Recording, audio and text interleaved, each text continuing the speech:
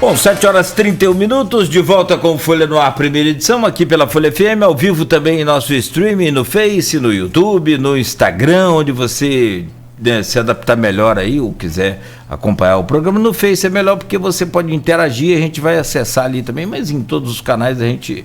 ou no chat do YouTube também, onde você quiser. Daqui a pouco o programa estará editado em podcast e hoje, no oferecimento dos laboratórios Plínio Bacelar e Proteus, serviços de saúde e medicina ocupacional, temos o prazer de receber aqui no programa o delegado Rodolfo Maravilha, delegado de polícia titular da 145 DP de São João da Barra. Delegado, muito bom dia, muito obrigado pela paciência aí no primeiro bloco, muito obrigado pela presença do senhor, seja bem-vindo aqui ao nosso Folha no Ar, para a gente poder trocar essas ideias e, claro, cada vez mais aproximar a população das autoridades, que eu acho fantástico essa interatividade, essa sinergia. Bom dia, delegado.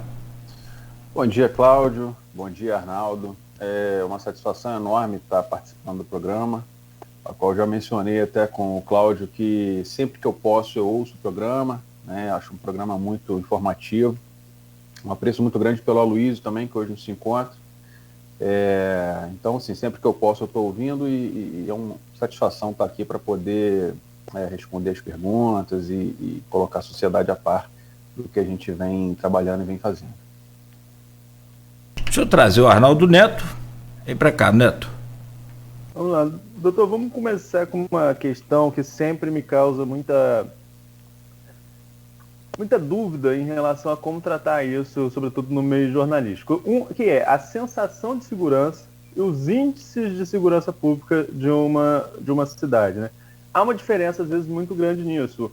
Em cidades pequenas, como o caso de São João da Barra, um assalto vira um assunto muito forte e causa aquela sensação de insegurança. Mas quando a gente vai observar os números, os índices, os indicativos são bons. Qual é o panorama hoje de São João da Barra? Bom, então, Arnaldo, como você falou muito bem, há uma diferença entre os números, que é o que a gente se pauta para poder exercer o nosso trabalho, e a sensação de insegurança. Os números de São João da Barra, todos estão dentro dos índices adequados de criminalidade, né? Então, a nossa métrica, que é o ISP, os nossos índices todos estão dentro da normalidade. Em letalidade violenta, roubos de veículo, roubos de rua. Mas a gente entende que casos isolados, né, causam uma sensação muito grande de insegurança, sobretudo quando se trata de um crime com bastante violência, um crime impactante. E isso, hoje ainda mais com as redes sociais, isso espalha muito rapidamente e causa uma sensação de insegurança na sociedade que é plenamente compreensível, né? Mas os nossos dados estatísticos todos apontam que os índices todos estão adequados, inclusive com queda acentuada desde 2017 até o presente momento. Essas quedas acentuadas são em quais crimes especificamente?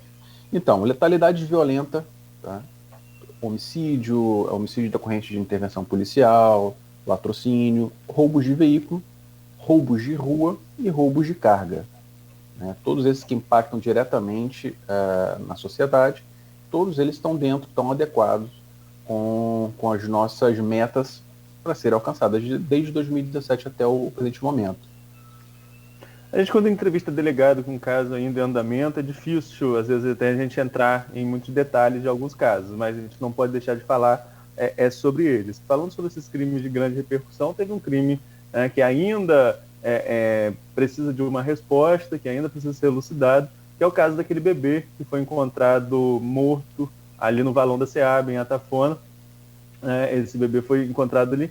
E haveria, segundo algumas informações que a gente leu na imprensa, sobretudo na imprensa local, haveria ali, inclusive, suspeita de que esse bebê teria sofrido violência sexual. Essa informação procede sobre essa violência sexual e em que pé está essa investigação?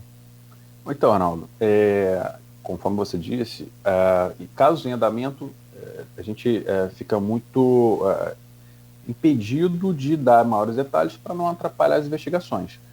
Mas esse caso do bebê foi um caso que chama muita atenção e nos causa muita sensibilidade por se tratar de um recém-nascido, né? E sempre quando há crimes contra crianças, isso a gente já dá uma prioridade ainda maior para elucidar o caso.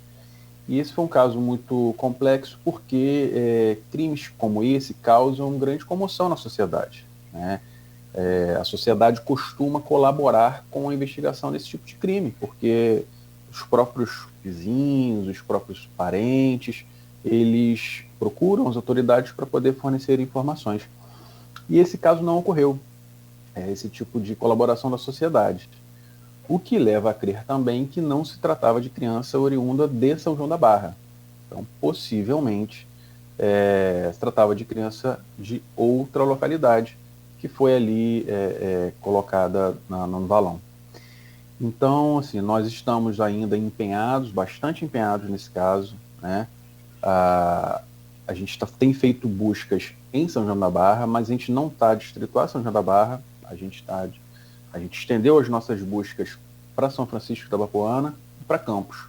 Só que isso, por óbvio, aumenta demasiadamente o número de crianças e de mães gestantes que a gente vai ter que procurar e vai ter que investigar uma por uma. É um caso complexo, é um caso grande, né, que a gente continua empenhado e espera, dentro de em breve, aí, tá dando uma resposta sobre esse caso.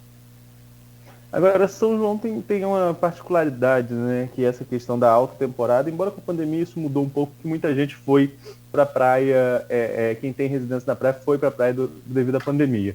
Mas sempre foi uma questão sazonal, né, porque na alta temporada os crimes são uns, crimes violentos, homicídios durante eventos, enfim, violência por causa dessa aglomeração de eventos. E na baixa temporada, furtos a residências, inclusive furtos de fios de cobre, que virou meio que uma febre aí durante um período. Esses crimes continuam acontecendo, né? A gente tem relatos disso, mas como eu tem uma outra ponta, né? Porque tem o cara que furta o fio e tem o cara que recebe isso também. Em que pé estão essas investigações para tentar diminuir essa reincidência desse crime em São João da Barra? Você falou muito bem, Arnaldo. Há uma característica no verão e uma característica fora do verão na criminalidade de São João da Barra. Inclusive é bom mencionar que nesse último verão não tivemos homicídios. Então, assim, em 10 anos foi esse último verão, não tivemos homicídio. É claro que isso também se dá por conta do período de menor circulação de pessoas por conta da pandemia, mas também pela prisão das lideranças do tráfico de drogas, tanto na Vila Esperança quanto nas casinhas do Açu. Isso é um problema crônico onde acontecem bastante homicídios. E quanto aos crimes contra o patrimônio, obviamente, a gente trabalha em quem furta, em quem vai receber esse produto de furto, né? Conforme você falou, é um problema crônico, não só em São João da Barra, né? A gente tem casos aí de furtos de cabo da Supervia, que causam um transtorno tremendo na capital, para o transporte público. Isso causa um transtorno social muito grande, por um crime que, infelizmente, é tratado de forma menos leve pelas leis, né? A gente tem crime com a pena muito baixa, que causa a liberdade desses furtadores dentro de pouco tempo, né? Inclusive, só para ilustrar, ontem eu lavrei um auto de prisão em flagrante, em que um conduzido tinha nada menos do que 21 passagens pela polícia. Ele foi levado para audiência de custódia. Hoje ele vai estar sendo apresentado ao juiz, e que possivelmente será colocado em liberdade ainda hoje. Então, assim, 21 passagens, a gente se desdobra para poder evitar esse tipo de crime, e ele é colocado em liberdade. Mas na outra ponta existe o receptador, né? E para o receptador, sim, o receptador qualificado ainda, que trabalha com isso, exerce atividade profissional e recebe esses produtos sabidamente criminosos, para ele sim a pena é maior. Nesse mês, inclusive, nós prendemos um dono de ferro velho que estava recebendo materiais furtados na cidade, né? Então a pena desse receptador é bastante considerável, né? Nós temos feito também trabalho junto com a Secretaria de Ordem Pública de São João da Barra para poder mapear todos esses ferros velhos, indo até o local, solicitando alvará para que isso dificulte ainda mais a ação desses receptadores, né? E a gente também tem como característica furtos de celular ou roubos de celular. A gente costuma sempre oficiar a operadora para saber quem está atualmente usando o chip. Isso é muito fácil de ser feito, né? E a gente sempre prende receptadores de celular. Então a gente simplesmente pede um mandado, a gente vai até a casa desse cidadão e esse celular, que a princípio sairia barato por ser um produto de roubo ou de furto, acaba saindo muito caro, que vai levar o receptador à prisão, né? Desincentivando assim a conduta daquele que recebe o bem produto de crime. Delegado, existe um trabalho permanente de vocês no sentido de investigar principalmente o receptador, uma vez que o ladrão, né, se não tem um ponto fixo, né, já o interceptador ali ele tem. Como é porque na verdade, rapaz, é muito ruim a gente ser vítima de qualquer tipo de ação desses criminosos, mas olha, aqui mesmo na antiga Rádio Continental, que é a alma da Folha FM, nós tivemos problemas sérios de furto também nos transmissores da rádio, e é uma loucura, porque eu não entendo como que os caras conseguem, rapaz, às vezes com 5.000 quilowatts de potência, eles cortam os fios e não morre eletrocutado ali. Não que eu torça por isso, mas se acontecer também, infelizmente, né? Ele está correndo esse risco. Mas aqui em Campos mesmo, recentemente, teve uma rádio AM que foi por 3 vezes, seguidamente. O Arnaldo até fez a cobertura aí, ajudou a gente a fazer a cobertura no jornal Folha da Manhã. Foi numa quarta, depois trocaram os fios, foi numa quinta, depois foi no final de semana. Enfim, é uma coisa assim escandalosa. A gente tem visto no Rio de Janeiro a polícia também se desdobrando para tentar conter esse roubo ali nas vias férreas, onde os trens operam e não, quer dizer, quase não conseguem operar porque os caras roubam os fios ali. O problema o senhor já falou, está na lei branda, nesse caso aí de um criminoso que já tem 21 passagens, vai para 22 e deve sair hoje ou amanhã. O que a sociedade pode fazer mais de concreto no sentido de ajudar a polícia?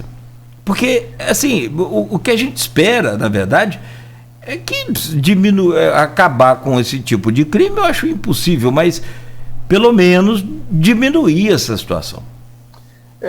O Cláudio, o seguinte, você até falou de cabos da rádio. A gente teve um problema recente também lá no Porto do Açu, em que os furtadores estavam furtando peças de metal das bases de torres de energia. Você imagina o prejuízo de uma torre dessa cair por conta do furto dessas peças, né? Geralmente é um local ermo, de difícil acesso, então é um caso complexo de se investigar, em que isso causaria um prejuízo tremendo, tá? E muitas vezes os furtadores entram, danificam o imóvel para furtar, às vezes, um botijão de gás, né? Para furtar sabonete, furtar shampoo, né? E você pergunta, o que a sociedade pode fazer? Na verdade, o que a gente percebe, Cláudio, é que esse tipo de crime é um tipo de crime social, né? A gente percebe que esses furtadores, eles estão numa condição de vida precária, né? Então, assim, a melhora da economia, oportunidades para essas pessoas, certamente vai diminuir o índice de furtadores, né? Basicamente, o que a gente percebe entrevistando esses tipos de criminosos, né? A gente percebe isso. São criminosos excluídos da sociedade, né? E caberia, sim, a assistência social, dar as oportunidades e, obviamente, por outro lado, a lei ser mais severa, né? Porque o que a gente percebe é que essas pessoas são incentivadas à prática de novos crimes, né? Elas sabem que elas vão ficar pouco tempo, inclusive isso é dito para nós, policiais, e ele sabe, doutor, amanhã eu vou sair. Eles chegam na delegacia falando isso. Então, assim, a gente fica de mãos atadas porque sabe que aquele furtador sabe que daqui a 2, 3 dias ele vai estar furtando novamente. Então, infelizmente, é enxugar gelo nesse tipo de crime, né? Eu estava lendo esses dias a coluna do Saulo Pessani, que é sempre ouvinte nosso aqui também, e Saulo estava lembrando lá que o governador Cláudio Castro sancionou uma lei obrigando que os ferrovelhos emitam notas fiscais, né, para a aquisição de qualquer tipo de produto. Isso é uma forma de colaborar, diminuir com esse crime também, né? Sim, certamente, certamente. Sobretudo em fios de cobre, o que eles fazem? Obviamente eles descaracterizam aqueles fios, eles queimam aqueles fios, as capas, até para ser difícil a identificação, e vendem o cobre, né? E o receptador sempre vai alegar que não sabia, né? Mas existe uma coisa chamada dolo eventual para o receptador, né? Que ele não pode alegar o que a gente chama de cegueira deliberada. Ele, não precisa me contar de onde vem esse cobre, não. Simplesmente ele vai pegar, vai pesar, vai entregar o dinheiro para o furtador e vai embora, achando que com isso ele vai se safar de responder criminalmente, né? E não é assim que funciona. Então, o controle dos ferros velhos é uma medida, sim, salutar para impedir a receptação, né? A gente tem não só em São João da Barra, mas tem muitos ferros velhos em Guarulhos, até na cidade de Campos. Então, assim, esses furtadores também levam esse material para esses outros lugares até para despistar enfim. Você citou aí, Rodolfo, a questão do Porto do Açu, né? Falando de crime no Porto do Açu. Um complexo desse tamanho, né? Do tamanho que é o Porto para um município pequeno de São João da Barra. Quanto isso altera as estratégias de política de segurança pública, sobretudo por movimentação intensa de trabalhadores, pessoas de outras cidades que vão migrar para São João da Barra? Isso altera de alguma forma esse planejamento? Então, Arnaldo, a gente tem o crime diretamente em que o Porto seria vítima, né? Como o caso desses furtos, a gente tem notado lá muito furto de ferramenta, né?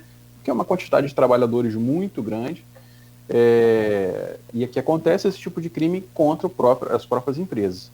Mas o mais importante, obviamente, é o aspecto social que isso traz, né? Isso traz um crescimento desordenado da população, né? E para isso o município tem que estar sempre um passo à frente, fazendo ordenamento urbano, para que o crescimento da população seja adequado e evitar, sobretudo, aglomerações desnecessárias, como, por exemplo, na capital a gente vê a favelização. A gente tem que evitar esse tipo de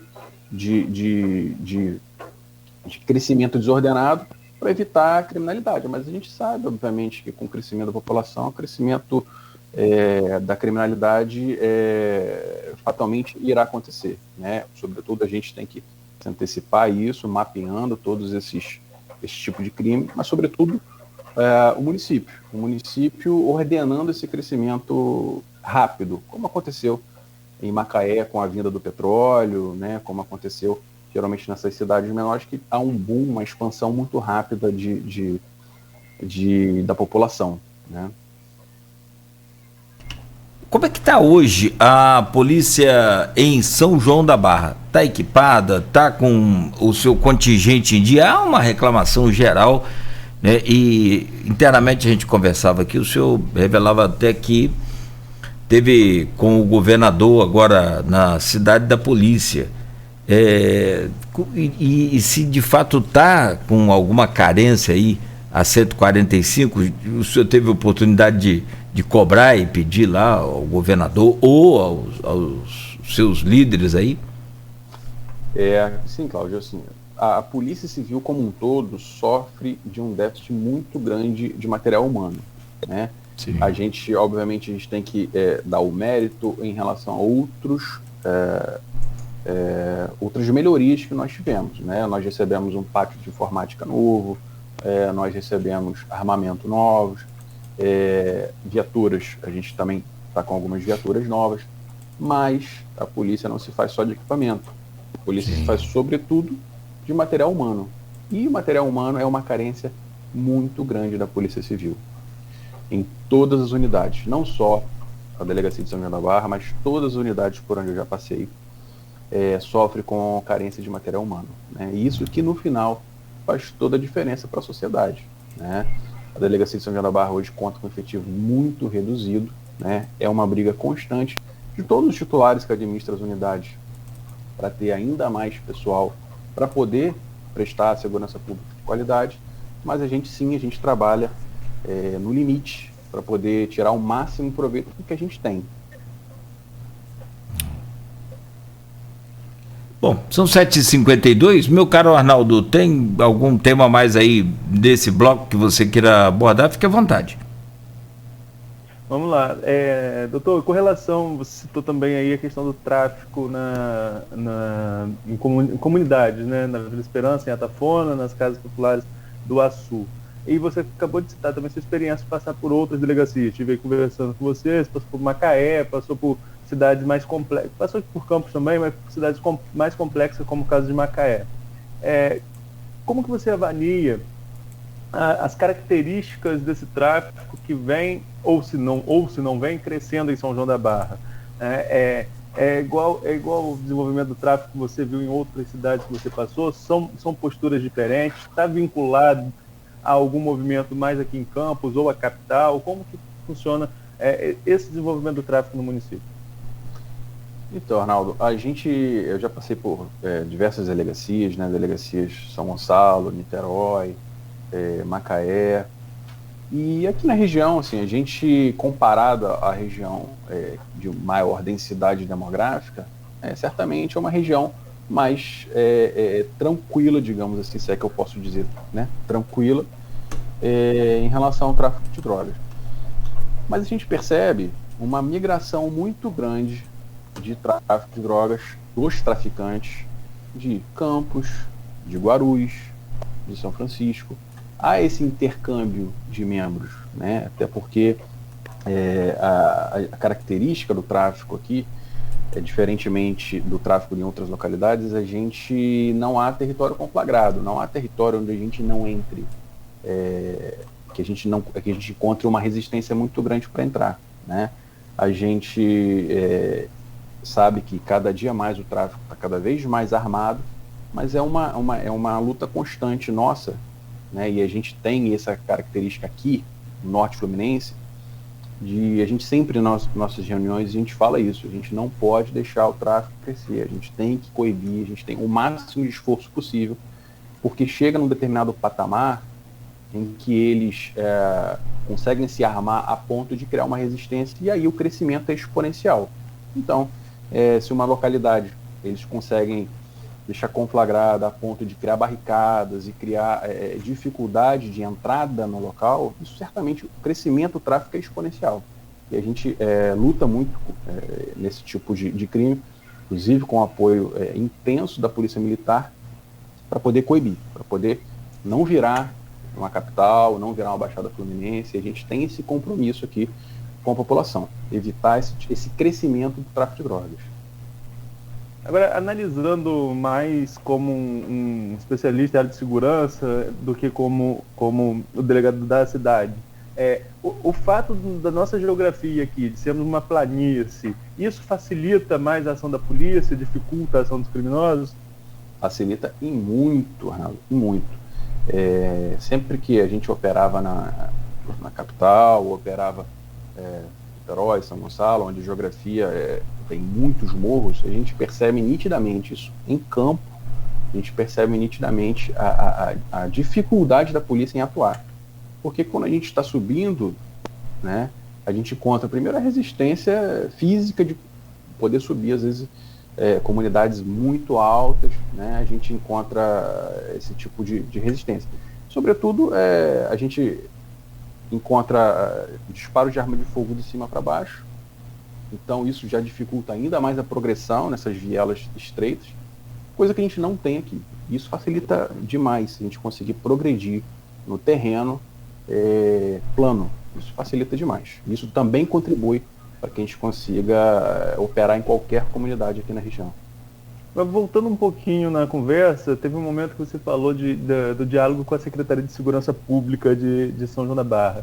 como que funciona essa integração das forças de polícia do Estado, da Polícia Civil, da Polícia Militar e das forças de segurança pública do município? Então, a gente tem uma relação muito boa entre o secretário de São João da Barra e o comandante da Polícia Militar, né? Nós sempre estamos nos reunindo, nós sempre estamos nos falando para poder evitar o crescimento da criminalidade, né? A Secretaria de Segurança do município sempre nos apoia, sempre que precisamos, em operações, né? A Polícia Militar igualmente, é uma força-tarefa constante que a gente tem no município, né? Então, por meio dos guardas municipais, a gente também consegue ter essa interlocução entre todos os atores da segurança pública para poder prestar uma segurança pública de qualidade, né? Então, assim, a Secretaria ela exerce esse papel de intermediar muitas vezes essas reuniões, né? Entre, inclusive, a Polícia Rodoviária Federal, o BPRV. Então, assim, tudo que envolve a segurança pública, a Secretaria nos atende sempre que precisamos. Perfeito. Bom, são 7h57. Delegado Rodolfo Maravilha, por gentileza, vamos fazer um rápido intervalo. O senhor toma aí um cafezinho, porque daqui não dá para servi-lo. Só quando voltarmos aí no presencial, né? Evidentemente, vai ser um prazer redobrado, naturalmente. Mas enquanto a gente toma também um café aqui, você aí na sua casa, no trabalho, onde você estiver acompanhando o Folha no Ar, a gente faz uma pausa rápida para que a gente consiga, né, continuar conversando aqui para que a gente continue conversando com o delegado Rodolfo Maravilha, da Polícia Civil, titular da 145 DP de São João da Barra. São 7h58, o oferecimento dos laboratórios Plínio Bacelar e Proteus, serviços de saúde e medicina ocupacional. Voltamos em instantes.